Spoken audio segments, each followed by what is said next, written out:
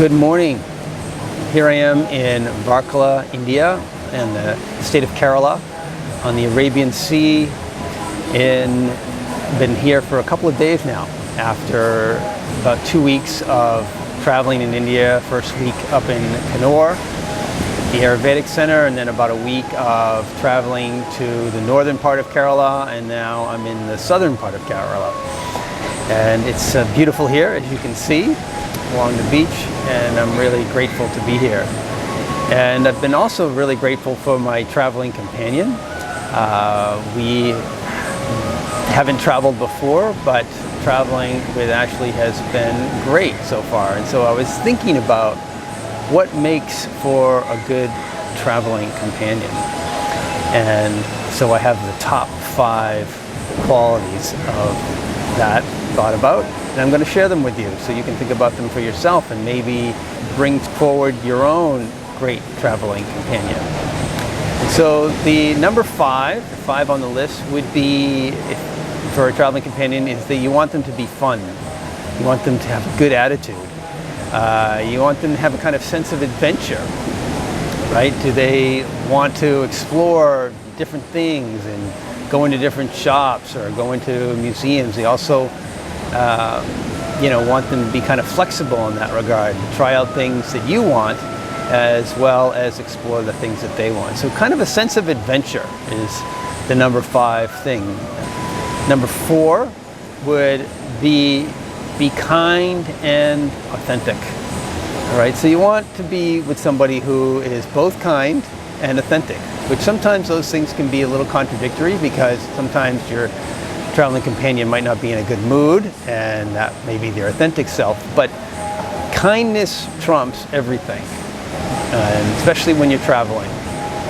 So can they express they're having a bad day or need to just lie down or take a nap or whatever, and not project their anxiety, which often comes up when we're traveling, right? We get anxious sometimes because we're in unfamiliar places. And can you recognize your own anxiety and still be kind to everybody you meet? And so that would be the number 4 thing. Number 3, and this ties right in, is be resourceful, right? You want somebody who is resourceful, somebody who will help with the planning, somebody who is also really good at self-care, so they can take care of themselves. You want your traveling companion to basically say, yeah, I was going to go on this trip anyways, but I thought it would be nicer with you, and that it would be easier. Like, yes, but you don't want to have somebody who's constantly relying on you to make all the plans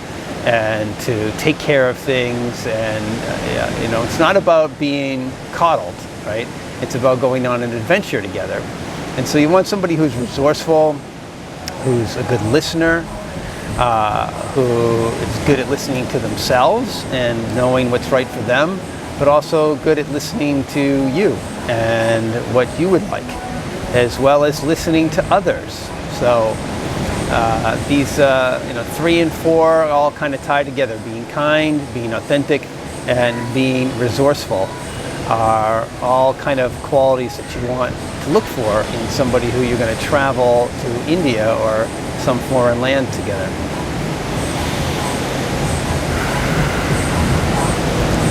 Number 2 is to plan and let go, right? You want your traveling companion to not have too many expectations about what India is going to be like.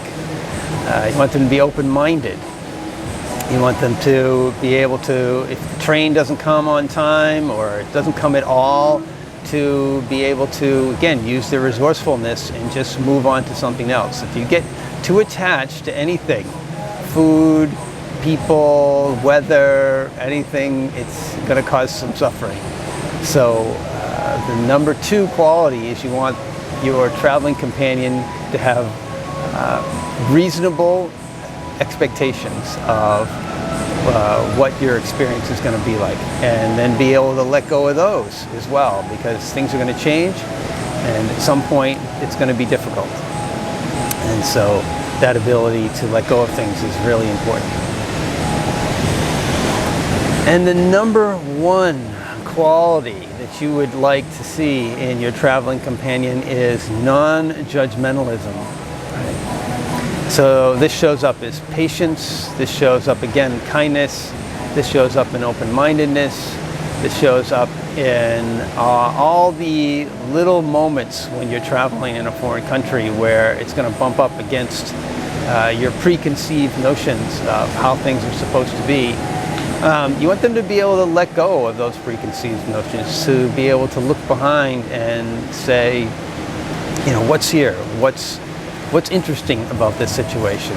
Even though it might be making me uncomfortable or I'm uncertain, there's probably something here of value. That's why I'm on this trip, is to explore new worlds, new possibilities, to see how other people live. And it's not about projecting our ideas of how things are supposed to be, but really to learn from others and their culture. And in a place like India, which has been exploring civilization for thousands of years, can be a great learning experience. So you want somebody who's non-judgmental. So that's it. The top 5 qualities of a traveling companion. Be fun, be kind and authentic, be resourceful, self-reliant, plan and let go of expectations, and be non-judgmental. So I want you to just take a moment and consider these qualities. Obviously, we would like them in someone we're going to travel with, but how are we going to find that person? And I've realized for me that the best way to attract somebody like that in order to travel with them is to be that person. So be a person with those qualities. And of course, we're all going to have some trouble sometimes with those qualities. We're going to make mistakes. We're going to be less than perfect, which is perfectly fine. But we can cultivate these qualities in ourselves. We can do a little inventory every day. Was I kind? Did I have a good attitude? Was I non-judgmental? Was I resourceful today? And when we aren't those things, which is okay, we're all going to not be those things sometimes, how can I maybe do something different in that situation next time? Because you can bet that that situation will come up again. That's how life works. It teaches us the lessons until we get them.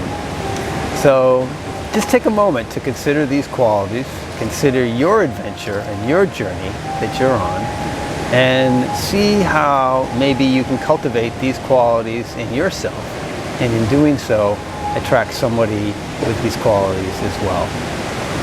I wish you well on your journey. I wish you many blessings and lots of fun and lots of adventure and lots of love. Namaste.